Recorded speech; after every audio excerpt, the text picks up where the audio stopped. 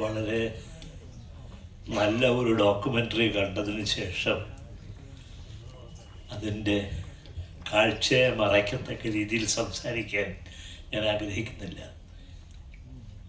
1 മണിക്കൂറിനുള്ളിൽ നിൽക്കുന്ന ഈ ഡോക്യുമെൻ്ററി എടുക്കാൻ അദ്ദേഹം എത്രമാത്രം ബുദ്ധിമുട്ടി അത് ഫലത്തിൽ വന്നു. നമ്മൾ ജോൺസൻ്റെ ജീവചരിത്രം ബോസ്വെൽ എഴുതുമ്പോൾ ബോസ്വെൽ ഇതെഴുതാനായിട്ട് അദ്ദേഹത്തിൻ്റെ കൂടെ നടന്ന് എഴുതിയെടുത്തതാണ് ജീവചരിത്രം എന്ന് പറയും. എന്ന് പറഞ്ഞതുപോലെ മധുവിനോടൊപ്പം സഞ്ചരിച്ച് ഇത്രയും കാലത്തെ അദ്ദേഹത്തിൻ്റെ ജീവിതം നമുക്ക് കാഴ്ചവെച്ചു. ഈ ഡോക്യുമെൻ്ററിയിൽ അദ്ദേഹം ലോക സിനിമയിൽ നിന്ന് മലയാള സിനിമയിലേക്ക് ചുരുക്കി കൊണ്ടുവരുമ്പോൾ ലോകത്തിലെ ആദ്യത്തെ സിനിമയിലെ ആദ്യത്തെ ഒരു 3-4 സിനിമയിൽ ലൂമിയർ ബ്രദേഴ്സ് എടുത്ത സിനിമയിൽ ട്രെയിൻ വരുന്ന ആ ഒരു ഷോട്ട്സ് ഉണ്ട്. ഞാനിവിടെ ഇരുന്നപ്പോൾ പുഷ്പനോട് ചോദിച്ചപ്പോൾ പുഷ്പൻ പറഞ്ഞ അത് തന്നെയാണ്. നമ്മളിതിൽ എത്ര പേർക്ക് മനസ്സിലാകും ഈ സിനിമയ്ക്കകത്ത് ആദ്യത്തെ ലോകത്തിലെ ലൂമിയർ ബ്രദേഴ്സ് എടുത്ത സിനിമയിലെ അംഗമുണ്ട്.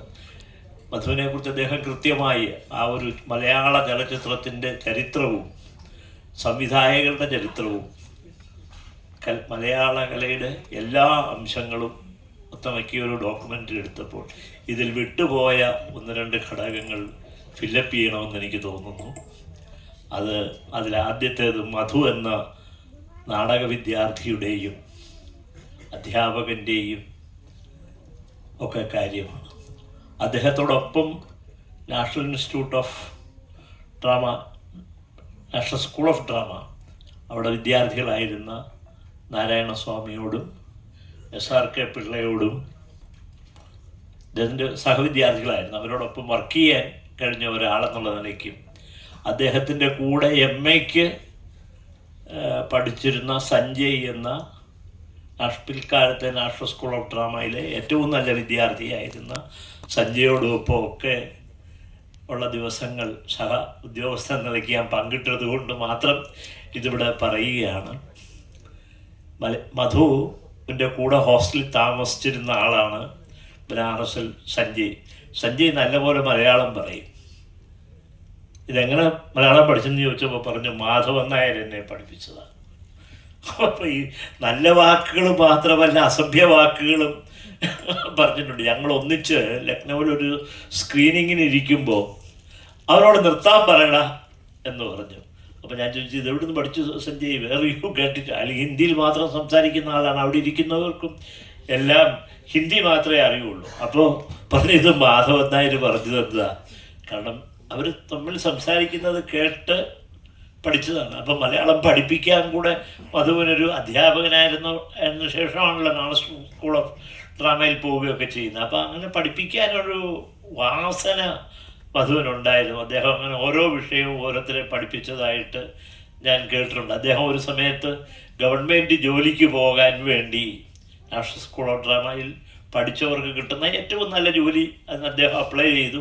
ഭാഗ്യവശാൽ അദ്ദേഹത്തെ സെലക്ട് ചെയ്തില്ല. അത് മലയാള സിനിമയുടെ ഭാഗ്യം. കാരണം അല്ലെങ്കിൽ അദ്ദേഹം പോയി അക്കാലത്ത് പോയി അടിയും, പിന്നെ അവിടുന്ന് വരികയോ വരാതിരിക്കുകയോ ചെയ്യാം.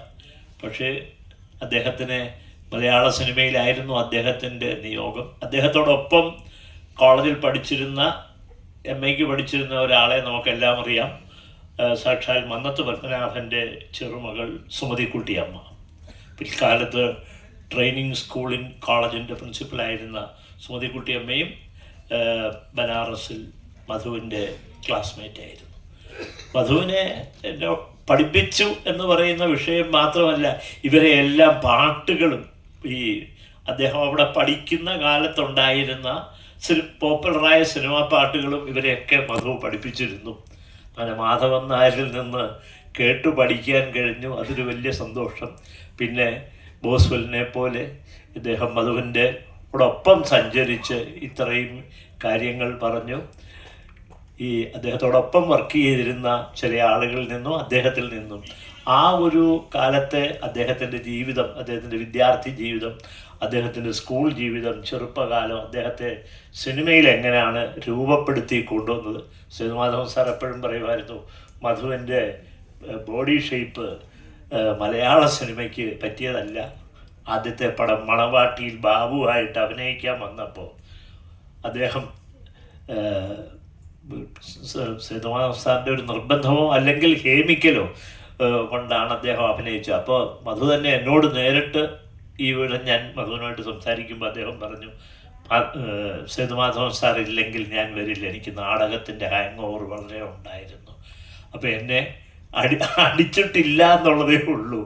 എന്നെ കൊണ്ട് എപ്പോഴും പറയും, ഇതാണോ സ്കൂൾ ഓഫ് ഡ്രാമായി പഠിക്കുക, അതിവിടെ വേണ്ട, നമുക്കിതാണ് വേണ്ടതെന്ന് പറഞ്ഞ് ബാബുവിൻ്റെ കഥാപാത്രം മണവാട്ടിയിൽ അഭിനയിപ്പിച്ചു.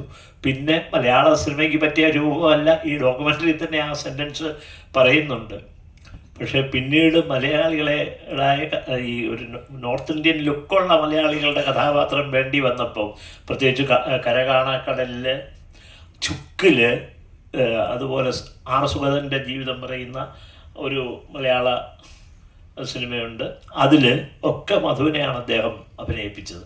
അപ്പോൾ അറിയാത്തത് കൊണ്ടല്ല, അറിഞ്ഞുകൊണ്ട് തന്നെ അദ്ദേഹത്തിന് എന്ത് ക്യാരക്ടർ വേണമോ അത് കൊടുക്കാൻ ആ സംവിധായകന് കഴിഞ്ഞു. അതുപോലെ ഓരോ സംവിധായകർക്കും ഓരോ കഥകൾ പറയാനുണ്ടാവും.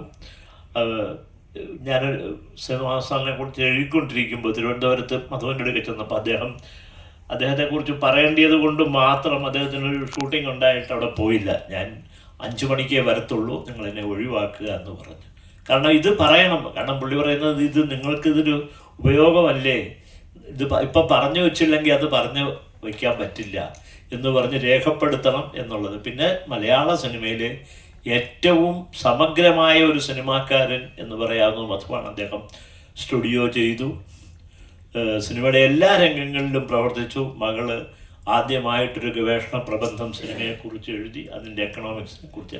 അങ്ങനെ മുഴുവൻ മലയാള സിനിമയിൽ നിറഞ്ഞു നിൽക്കുന്ന ഒരു സിനിമാക്കാരൻ്റെ, നാടകകാരൻ്റെ, സിനിമാക്കാരൻ്റെ ജീവിതം അതിമനോഹരമായി അവതരിപ്പിച്ച പുഷ്പനെ എത്ര അഭിനന്ദിച്ചാലും മതിയാവില്ല. മാത്രവുമല്ല, മധുവിന് ഇന്ത്യൻ സിനിമയിൽ കിട്ടാവുന്ന ഏറ്റവും വലിയ ബഹുമതിയായ ദാദാ സാഹിബ് ഫാൽക്കെ അവാർഡ് കിട്ടട്ടെ എന്ന് പ്രാർത്ഥിച്ചുകൊണ്ട് ഞാൻ നിർത്തുന്നു. നന്ദി, നമസ്കാരം.